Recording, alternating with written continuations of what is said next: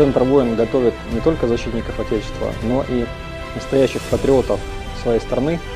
Поэтому мы, конечно же, не могли остаться в стороне. Было принято решение о сборе гуманитарной помощи для пострадавших жителей Республики Дагестан. Сегодня к нам с благотворительной миссией приехали представители военно-спортивного сообщества «Воин» совместно с представителями Российского университета спецназа, расположенного в городе Гудермес, Чеченской Республики. В год единства народа в России, наделанный нашим духовным главнокомандующим. Спасибо большое, крепкого здоровья всем,